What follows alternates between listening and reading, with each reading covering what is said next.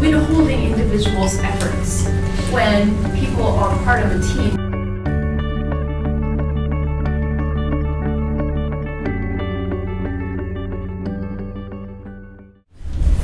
Welcome everybody. My name is Kay Yoon.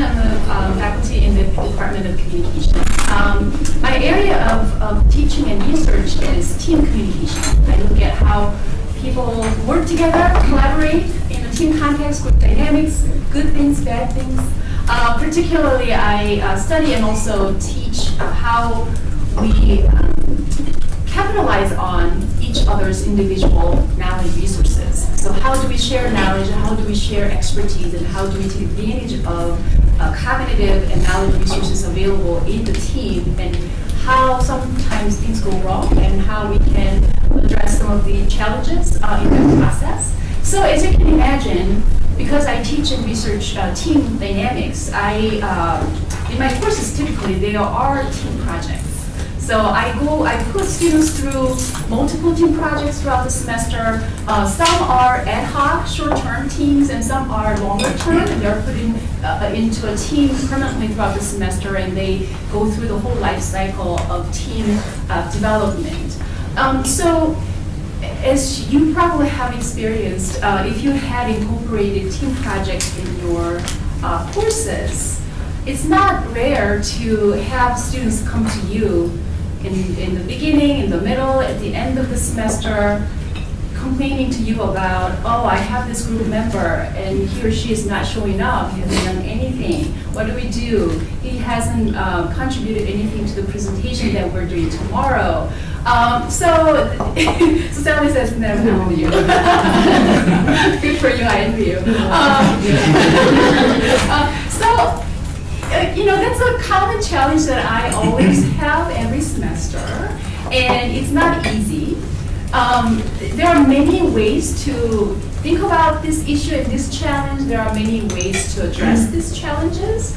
And at the core of this challenge, there's this whole idea of withholding individuals' efforts when people are part of a team where they try to accomplish collective goals, right? So we can think of free riding, social loafing, and complete absenteeism, right? So instead of putting in 100% effort into the collective efforts, some individuals partially share what they know or what they can do, or sometimes they pretend that they don't know anything, they can't do anything, or sometimes they just completely withdraw, right? So like social loafing, absenteeism, free riding are all different forms of effort withholding behavior.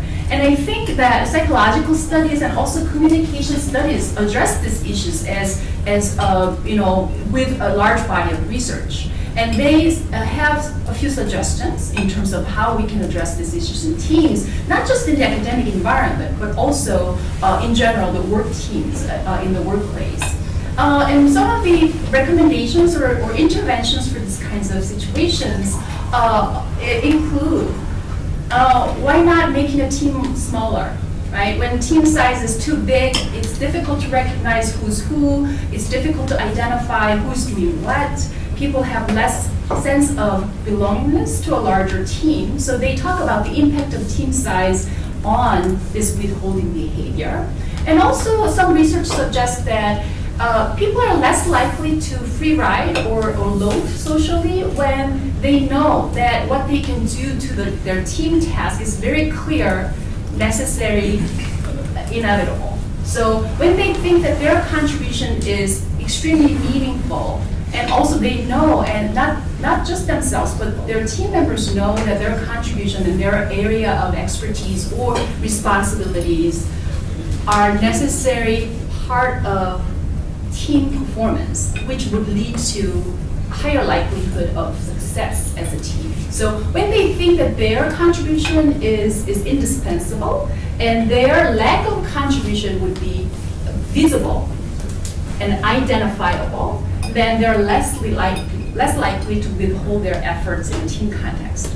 So the research on this is very helpful, right? So these are the things that we can keep in mind, and we can talk about this in class with students, from the instructor's perspective, sharing these research findings with the students and things that we need to keep in mind. But I felt that that was not always successful. People know the theories, and also we know the research findings and some interventions that we learned from the research. But this ethics fellowship came along, this opportunity kind of came along, and I thought that, oh, this would be really interesting to think about. This withholding behavior in team context would be really interesting to think about from the ethical perspective. So the goal of the project was to apply this particular lens from ethics perspective in looking at and exploring possible interventions for team behavior and withholding behavior, particularly in the team context. And also, I wanted to develop more concrete pedagogical strategies and more specifically assignments for students where they can not only understand ethical principles conceptually, but also practice how they can enact those principles in very concrete terms. So when we say transparency, what does that mean for them in the team context when it comes to working with other people, collaborating and managing their knowledge resources together? So those are the two kind of primary goals that I had for this project. And I applied this project ideas to two courses that I taught in the fall last year. And those were both the team, the communication-related courses, the communicating in contemporary teams, the traditional in-class class, and then virtual teams. That was online class, appropriate topic to teach online. So both classes the students in both classes were heavily involved in semester-long research project, and I wanted to create an assignment that could help them thinking about their team environment and climate from the ethical perspective. So I included a week-long module on ethical principles in both classes.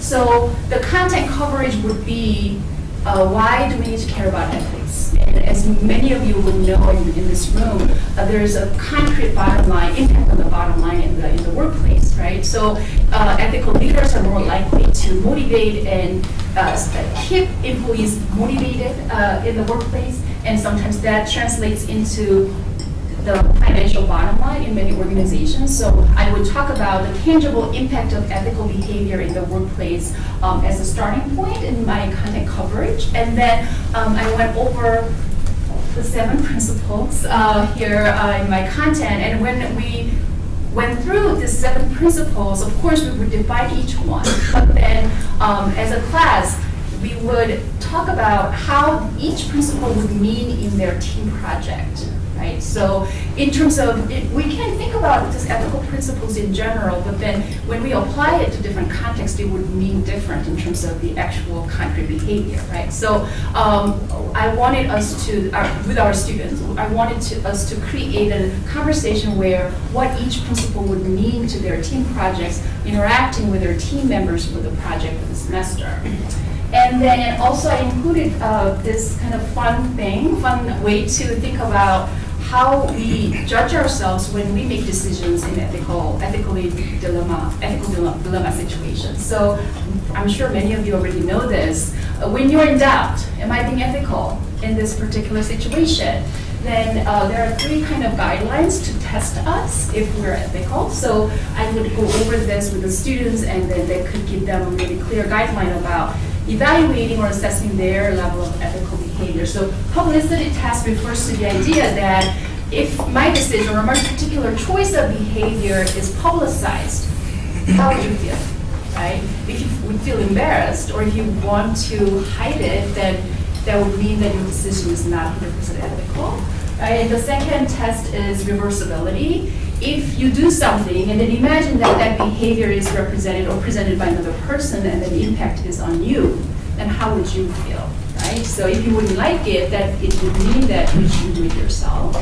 And the last one is generalizability test, where if you have a decision for yourself and imagine that that decision would be made by many others in your team or in the community, in organizations, and if the decisions become a norm across the collective, then what would be the implication? If you are concerned about the generalized kind of norm, then that would mean that your choice, your decision wouldn't be 100% ethical. So we would go over these kinds of, practical kind of guide to think about how ethical we are. So the assignment that I created for my team, for my teams in my classes, was developing a contract, team contract. So as we all know, contract means it's very specific, action-driven behavioral guideline, right? These are the things that you do, these are the things that you don't do, this is what we expect from each other.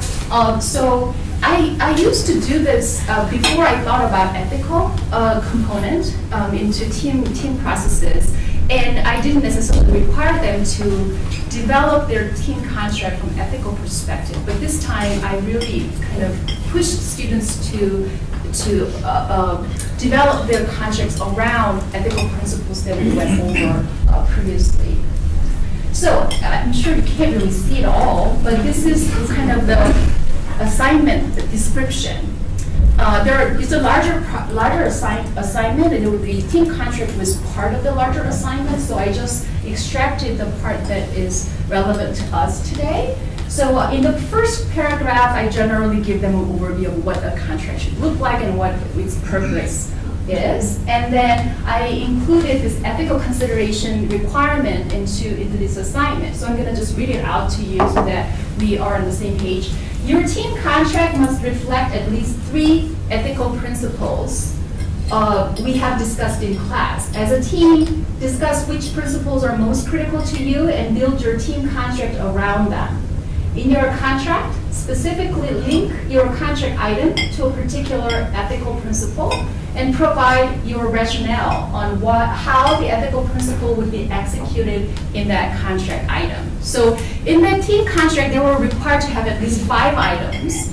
And of the 5 items, they were required to have 3 items that are specifically connected to the principles that we went over earlier. So I gave them an example. I really wanted them to be very concrete and clear about the connection between ethics and their contract items. So the example that I provided them was this.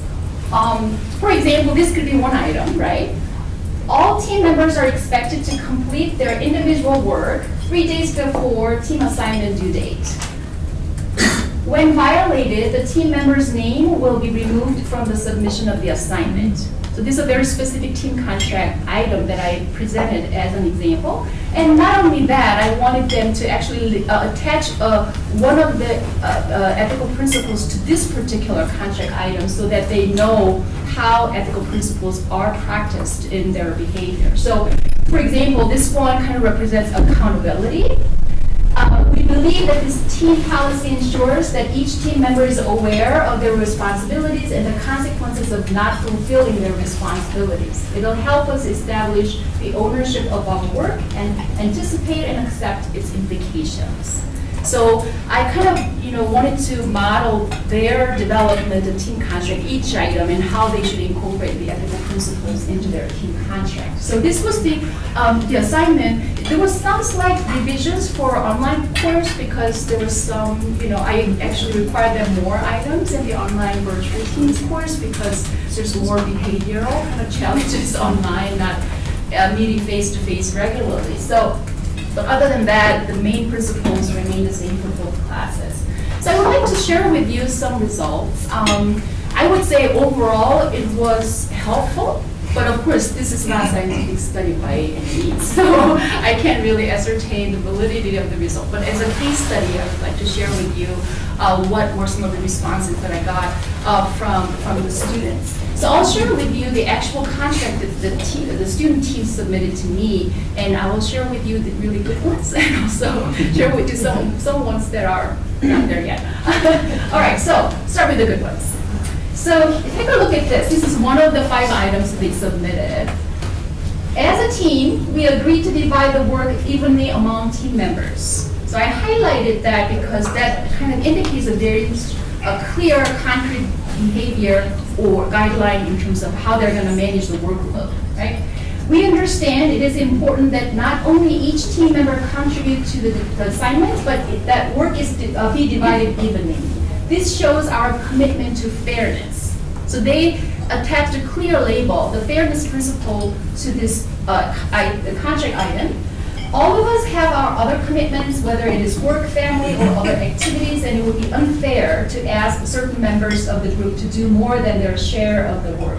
So in this kind of contract statement, you can see what is the actual agreement that we came to, and then what's the principle that is attached to it, and then in their narration, the rest of the text, they talk about unfairness, fairness, sharing of workload. So in this case, I kind of see this as a really good way to enact particular ethical principle, in this case fairness principle, into their contract item.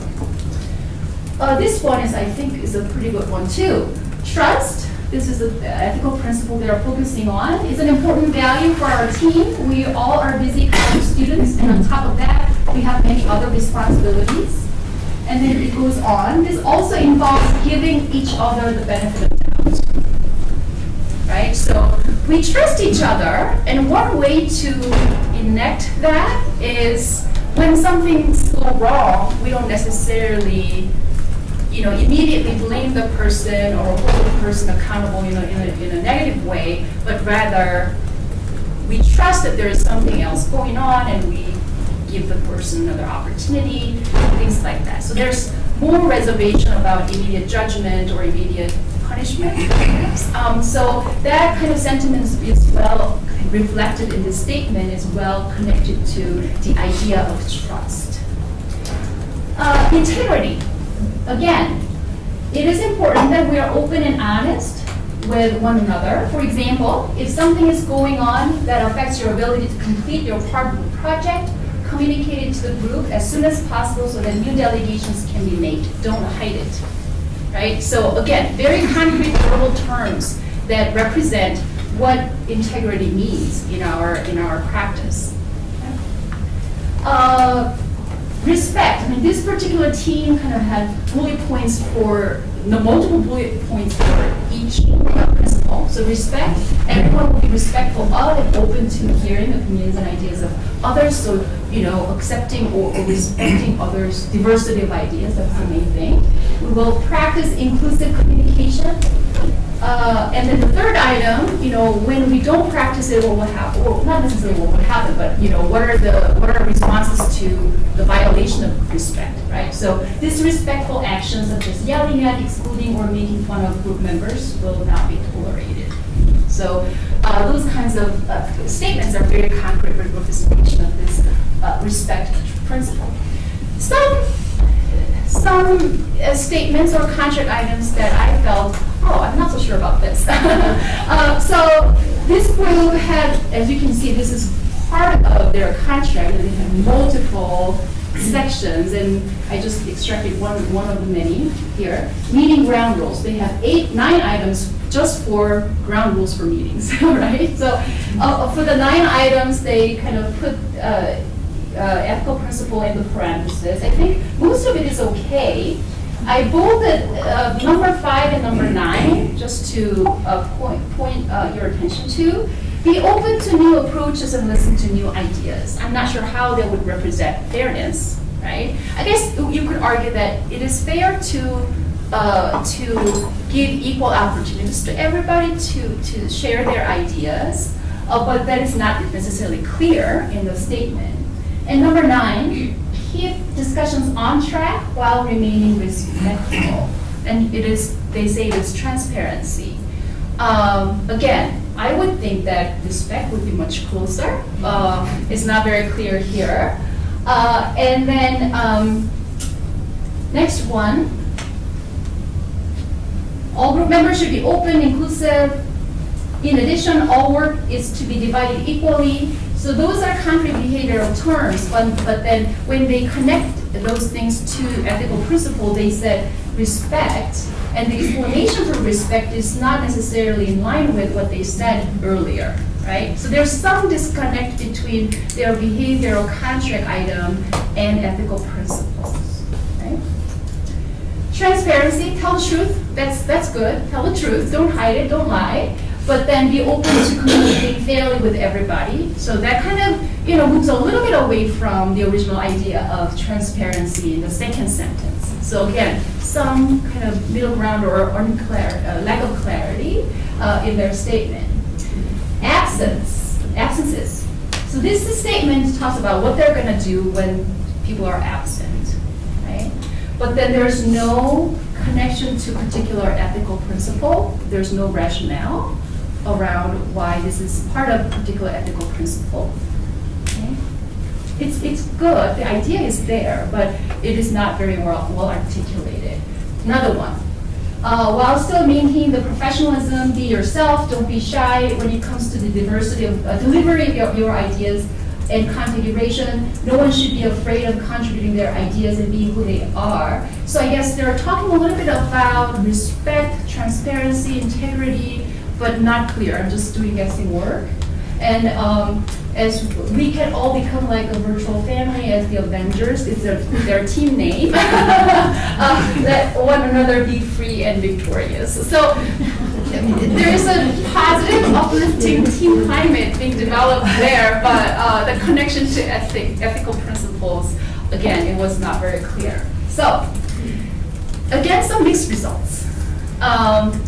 Well, good thing overall is that I would typically get one or two kind of students at the end. I always do the peer evaluations at the end of the semester, having each student evaluate their team members, like contributions, quality, quantity of work, their willingness to participate, different kinds of dimensions. And usually there's one or two students in each class who would be evaluated by team members as less contributing members, so I would have to deduct the points for them. But this time around, in the fall, the in-seat class, I didn't have to do any, so that was good. That's very rare, I would think, but I can't attribute that to this particular assignment that I did. But the virtual teams class, I have a couple students who I had to take the points off for based on the evaluations that they got from their peers. So again, it's not scientific study. I can't really find the causality or explanations for this linked to ethical principle assignment. So some challenges that I would like to kind of, get your feedback on, I guess, later on. But still, the connection between the conceptual understanding of ethical principles and the actual enactment and the practice of those principles in team context is not 100% clear yet. So the question is, how should I think differently about my pedagogical approaches in making that happen? I would love to hear your ideas for that in a little bit. And then also sustainability. I think overall, when I received the team contracts, of course, there were some examples where it was not clear, but I would say on average, I think most of the students did a really good job. They understood the concepts of ethical principles, and then they understood what it means in their team context. But I kind of left it there.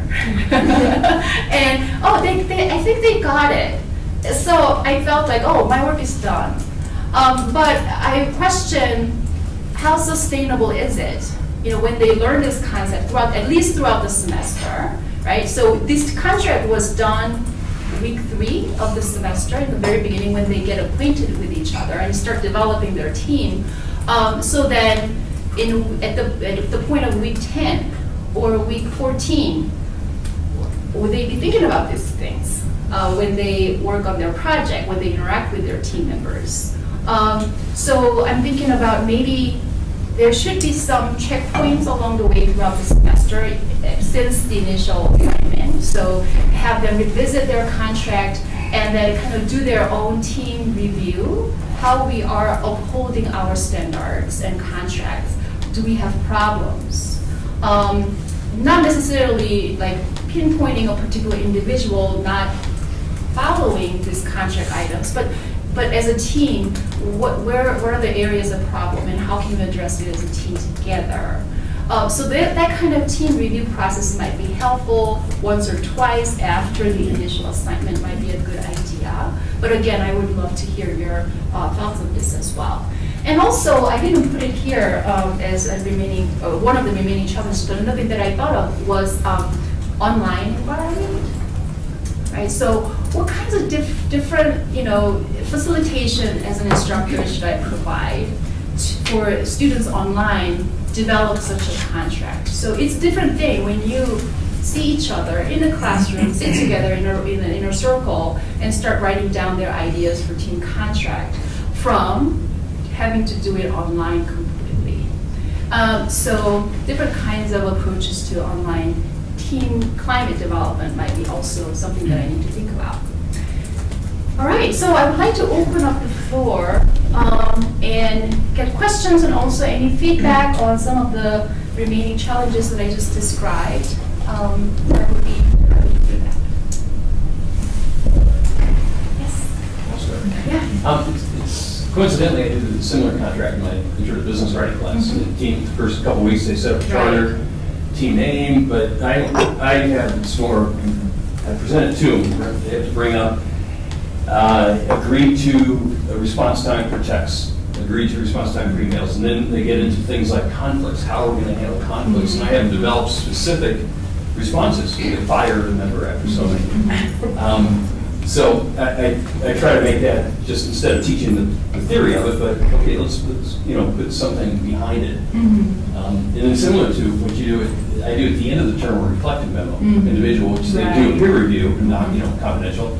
But also in the reflective memo, what went right, what went wrong, and then I have them reflect on how this is going to change their behavior in future group work. And that's always interesting to see how a lot of students open up more than you think. They do. How they're going to behave. Right. I do the reflective piece in my online class, and in that particular class, I really wanted them to be able to develop their virtual communication competency in teams. So I have them do a reflective essay in the beginning of the class, and then another one at the end of the class, and do a progress report. So I guess one thing that I could do with that is to kind of bring it back to ethical elements, right? So in the prompt for the essay at the end of the semester, perhaps I can add one prompt where you develop your contract in the beginning of the semester around these ethical principles.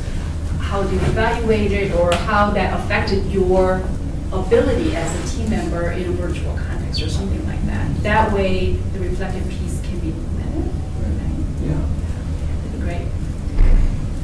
Any other questions or comments, Jay? Was there any challenge at the end of the semester regarding teamwork? Because in my course, it's definitely teamwork. Final project needs to be based on teamwork. Then until the last moment of the semester, no one actually raised any questions or concerns. And then one day, everyone left this classroom and two girls approached to me and asked me, saying, well, we have 3 members and 1 member never participated. How can we deal with that? Do we need to give her credit or not? It's a really challenging question to me, even if I set up something similar to that kind of thing in the syllabus. And I talk to my students every day, but they don't want to make a trouble, and they just want to wait until the last moment. I mean, they are very lenient and gentle, so that if that student shows up on the last day, they will give her another member a credit. Right. But it was not happening. Right. So that kind of challenge, have you experienced that kind of thing? Of course. Of course. Well, a few things. First of all, on the very first day of my class, when we go over the syllabus, I spent a lot of time in group work, the value behind it, why we care about this, and why we need to be better at it, blah, blah, blah. And then also the mechanism that we can actually work toward this goal, which is peer evaluation. So I spent a lot of time kind of, reinforcing the idea that I'm not the only one who's grading your work, your peers are, because the grading mechanism is built that way. So I give them a grade, but then it's a common grade for everybody, but then when some members contribute less, then they get deducted the reduced grade. So I talk a lot about that, and I kind of, tell the students that this is not something that I just do for face value. I take it very, very seriously. I have seen many students who have failed on the assignment because they thought that they can get away, but it's not going to happen in this class. So I spent a significant amount of time in explaining them the very first day, and I think sometimes it scares students off a little bit. And then I also talk about peer evaluation system occasionally throughout, so kind of reminder over time.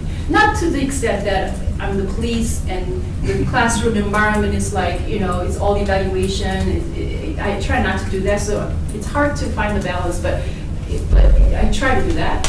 And then because we do team contracts now, they develop their behavioral guidelines that make sense to them, right? So when they have problems, I refer them to their contract. What have you said about these kinds of events and this kinds of situations? Does your contract address these issues? Then let's go by the rules that you established yourself, right? So kind of empower them in that way, giving them ownership of their initial work. And sometimes, they may not have anything in their contract that would address a particular situation. Then I would have to come in if there's a time before the deadline of the assignment, and I would have a group meeting with them and address a problem together. If not, then policy is policy. The students will get reduced points. There's no way around it. So these are some of the measures that I have taken. I was hoping that this kind of ethical lens around this team contract and around developing positive, encouraging team environment could mitigate those kinds of issues, right? But again, I need to do it longer time to see, to accumulate more data to see if that actually worked. I think it's a really useful exercise, and it obviously has applications to lots of other courses. And I especially like that rationale piece that you have there, because that's where analysis comes in to really connect the principles with behaviors. And in addressing your first question there about connection between concepts and practice, I wonder, you may already do this, but I wonder if having them collectively analyze an in-depth case study first, where roles and behaviors are quite detailed. I mean, it can be a real one or a hypothetical one, but it has to be realistic. Right. And using that as an exercise to bring out that analytical piece. Or as we would call it, in argumentation, the warrant between the claim, or in this case, the concept and the behavior as the evidence. Oh, great idea. And I wonder if they collectively engaged in that and you facilitate that discussion, then they really,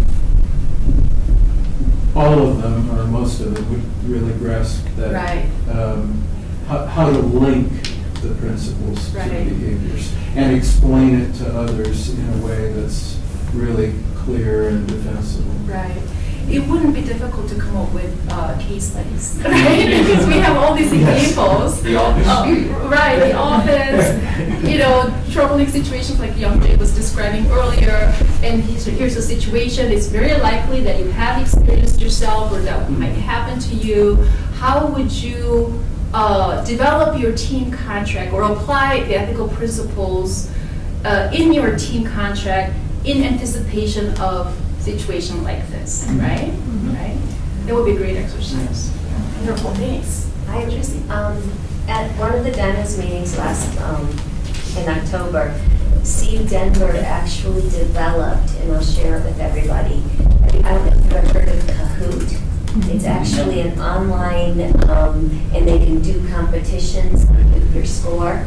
They developed, using The Office or other clips, about organizations in a team setting, and then they asked questions that related to the values, the principles, the Dentist Fund Ethics principles. And it's a neat thing because it can also be done online, because as you download it as you do it, and you do the answer, then you can see like what your score is compared to other people. Oh, I see. So it's a really neat, kind of like using a case, but more like a a funny case Right, from right, the office or right. something. But also it can be interactive, Yeah. knowing how other people Yeah, respond to it. yeah. Because a lot of it is they kind of all apply to Right. That would be great exercise for my online class. I'll send that information out to you. That would be great. Anything else? Yes. I was wondering about the concept of sharing, I think it was distributing the work equally, Mhm. but they don't really know what the work is yet. And so I wonder how they if they would want to mitigate, put some Right. clause, I guess, in there that if it seems that we didn't realize this part would take so long, Right. they might want to reestablish their roles or Right. something like that. It would be helpful to articulate further after some weeks since the initial assignment, right? So we said this, but we didn't know what the task would be exactly. And based on how we delegated responsibilities to each other for the past few weeks, we want to be a little bit clearer about what this means in the context of our team task, right? That would be very helpful. I was also thinking about, do you allow them to choose their teams, or do they get to pick? And how, in terms of thinking about teaming the whole semester versus varying it up, like, have you thought about if you get people you don't really work well with, you're stuck with them the whole semester, right? Or Right. so things like that. I don't have a perfect answer for that. I mean, my practice has been random assignments. Some students come up to me in the very first week of the class saying that I don't want to work with this person, don't put me in a group with this individual, and they would give me a rationale and the whole background information. Sometimes it's too much information, but I do my best to honor their preferences because, if they have a really negative history then and no time to recoup from that history, then it's not really constructive to force the student to work with a particular individual. So I do my best to honor them. But other than that, usually I randomly assign, and particularly my in-class, the in-state class, they have another smaller, like ad hoc, short-term group project. So the only criteria that I would have is to separate them apart so that they don't work with the same people for two projects. I just want to diversify their exposure to different individuals. So other than that, I randomize it. I wonder if there's a study about how this affects their performances. Well, I think I have some story to share. In the wintering course, it's a wintering, wintering course, I taught a 5-day course, starting from 8 a.m. to 5 p.m. Every day I have a big assignment for the groups.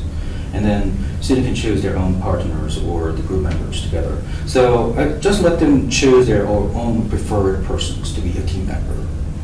I thought it was a cool idea. The first day of the class. The second day, some people wants to divorce with their previous team member, right? Because they see in nature, she or he never works, right? And it's not contributable to my teamwork. So they work for one of the most competitive ones, right? So there are some kind of superstars in classrooms. Everyone wants to work with him or her, right?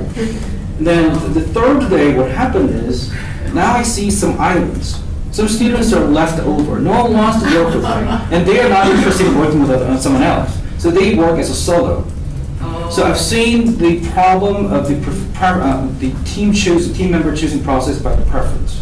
So then the first day I use the random process. And then they are less communicating because it's another team member, a stranger next to them. So I've seen a variety of different things going on in between the preferred ones and the random choice. So I don't have a perfect answer, but this is kind of the I don't want to call it an experiment, the quasi-experiment I did for the wintering course. I'm still looking for a better way to cluster a team for students. Yeah, I haven't found a perfect solution either. It's hard. It's hard. Sally, did you have a question? Yeah, I just wanted to say in my health communication class, I just did a similar free writing exercise about ethics and got the same thing. Their ethical intuitions were very sound. They could not link it up to general principles. Although they were working there, but they couldn't articulate them. But I was just wondering, if their intuitions are pretty well grounded in this anyway, Did your discussion of publicity, reversibility, and generalizability bring up other ways of thinking that they had really taken seriously? I don't know. Because we just talked about that as a content coverage, right? And then never went back. Okay. So, if there was a situation, right, problematic situation, and then it would be really great to actually bring these tests.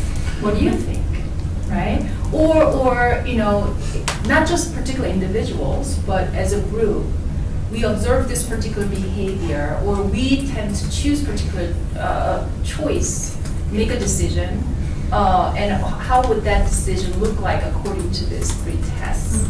I think that could be definitely included in that second time or third time revisit with their team contract.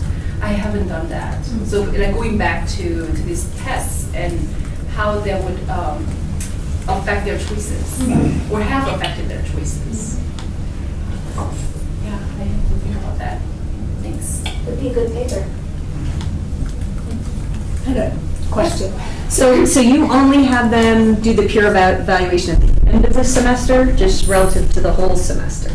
At the end of the semester, referring to each group project. Okay, So- because I have mine, they have to turn in a peer evaluation with each group project. And so if there's free writing going on and the grade gets slammed on that one, that tends to help with future stuff. And I have a requirement too, that if they can't, for some reason, work in that team, like the team is like, I'm not working with you, I don't want you here, then if for some reason they cannot, then automatic 10% reduction on the future projects, because they need to learn how to. Right. The So- short-term project, it happens just like the way you do it. So they do a short presentation in class and that's it. So once they're done, they submit their peer evaluations and their individual grade is determined based on that. But the long-term, semester-long project, the final paper is done at the end, but then there's like mini small assignments, sub-assignments associated with the larger one along the way. And I don't necessarily apply peer evaluation for those small assignments because they're worth very little, but then apply the peer evaluations at the end. But I do see, how the problems can be prolonged throughout without having the measure somehow in the middle to address some of the challenging group members. I'll have to think about that. Now, sometimes we have ethics in finance, it's a cases class. So first, we have a certain population electing to take this class, which kind of, a certain person's interested in this in the first place. So everyone's take a common class where everyone has to take it or something. But even in those groups, it's different every semester. To address some of the issues, the students, they're in their senioritis semester, so we're already having problems. But when this is done in the summer and the fall, we do a cheating, based on the cheating study, a case where they have to report on what cheating have you seen and what did you say about it? Did you speak up? Or did you address it with the professor? How did you handle it? And one of the things come up is they don't want to report because they say, I have to work with these people in classes. And there's a little bit on cover there.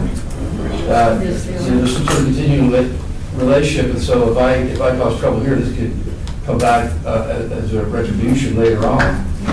Not in the spring so much. So, and then we have some that are leaders that just decide they're going to dominate the group, not just because they say no one's doing anything, but I've had to come back where they said, this person, we're having problems because this person is completely, imagine finance, right? Completely dominating everything that's going on in the structure of the group, and you have to address that. Whereas this semester, already, when we say you have to self-report, because the problem with reporting at the end of the semester is you don't know what those problems are, and I come back and said, well, you're supposed to have you're supposed to voice your values, you're supposed to report, and you didn't wait until the last minute to all of a sudden say we had problems with this. And now, this semester is coming out early, it's on campus coming out early, the other person is not involved in anything already, so we have to deal with that. Do they get a 0 right after the beginning and kind of learn your lesson, or do you have to counsel the group how to navigate that? So there's every semester seems that there's a variety of issues and problems, and they self-select, so you tend to do get that. I look at it as the upstart, the startup is, we have these powerful groups that will get together, and then so, but it doesn't always end up that if you have this grass catcher group, right, no one picked for volleyball, and for the dodgeball team, but I've also seen them succeed really